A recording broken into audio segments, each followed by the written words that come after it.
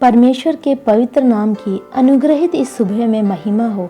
संभवों से भरे इन दिनों में परमेश्वर ने एक सुबह और दिखाई। परमेश्वर के इस स्नेह और विश्वास योग्यता की स्तुति और महिमा करें। मत्ती रचित सुसमाचार के 21वें अध्याय के 22वां वाक्य इस तरह कहता है, और जो कुछ तुम प्रार्थना में विश्वास से मांगो वह सब तुमको मिलेगा। अनुग्रहित इस वचन के भाग से विश्वास के साथ प्रार्थना करें विषय पर मनन करने में प्रभु हमारी सहायता करे। यहाँ यीशु अपने शिष्यों से विश्वास के साथ प्रार्थना करने को कहते हैं। यहाँ 21वें वाक्य में और भी स्पष्ट रूप से हम समझ सकते हैं। यीशु ने उनको उत्तर दिया कि मैं तुमसे सच कहता हूँ, तुम विश्वास रखो और संदेह ना करो। प्रियो, जब हम प्रार्थना करते हैं तो हम पर विश्वास नहीं पर उस परमेश्वर पर विश्वास रखना है। हमारे विषयों को पूरा करने के लिए उस परमेश्वर को क्षण भर की आवश्यकता है। ये विश्वास हमें रखना है। उस एक क्षण में जो असंभव है उसे वो परमेश्वर संभव बना सकता है। ये विश्वास हमें रखना है। हम में से कई कुछ विषयों के लिए कई वर्षों से प्रार्थना करने वाले हो सकते हैं, लेकिन समय बीतने के साथ विश्वास में कमी आने से अविश्वासी बन शक की निगाहों के साथ प्रार्थना करने वाले नहीं बनना है। पर जितना भी अधिक समय लगे, लेकिन परमेश्वर को एक क्षण काफी है, ये जानकर विश्वास में बढ़ोतरी पाकर प्रार्थना हमें करनी चाहिए। 1869 फरवरी महीने के 28वें तारीख को 8 लड़कों में 6वें लड़के के रूप में जन्मे जॉर्ज जेफरी के रूप में, जो जागरूक सुसमाचारक थे, रोगों की चंगाई के लिए प्रार्थना करने वाले इस प्रभु के दास के बारे में आप लोगों ने पढ़ा होगा। जॉर्ज जेफरी एक बड़े घर में पैदा हुए, लेकिन जैसे जैसे वे बड़े हुए उनके जीवन में बड़ी ट्रेजेडी को उन्होंने झेला। उनके पिता, 4 भाई और 1 बहन उन्हें छोड़कर चले गए।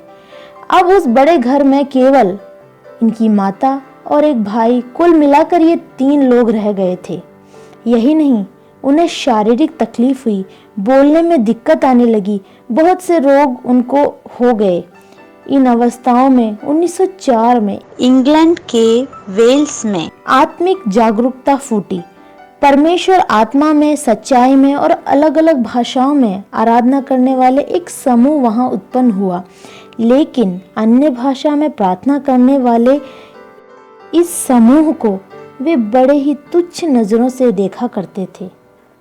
बाद में उनके एक रिश्तेदार एडवर्ड नाम का युवा आत्मा में भरकर आराधना करने वाला, और उन्होंने पानी में डूबकर बपतिस्मा लिया। ये अनुभव जॉर्ज जेफरी को सत्य के मार्ग पर ले आया। अगर ये सब सत्य है तो ये सब मुझे भी अनुभव करना है। ये निर्णय जॉर्ज जेफरी ने लिया। वे सभाओं में जाने लगे। 1911 में परमेश्वर की कल्पना से उन्होंने बपतिस्मा लिया और आत्मा की भरपूरी के साथ परमेश्वर की आराधना भी की। यही नहीं, मुझे सुनने वाले प्रियों, परमेश्वर की महिमा हो। परमेश्वर की आराधना करते वक्त उसी क्षण उनके सारे रोग, बोलने की दिक्कत, सब कुछ उन्हें छोड़कर चला गया। यही नहीं, उस दिन से वे एक अद्भुत रोगों की चंगाई देने वाले बन गए और इंग्लैंड में ही नहीं, पूरी दुनिया में परमेश्वर के नाम को बांटने वाला एक प्रवक्ता वे बन गए। इस प्रकार की सेवा में एक व्यक्ति उनके पास आया जिनका एक पैर नहीं था। वह उनके पास आया और उनसे याचना की। परमेश्वर की दास जॉर्ज जेफरी ने उनसे कहा, तू जा और जाकर चप्पल खरीद ला।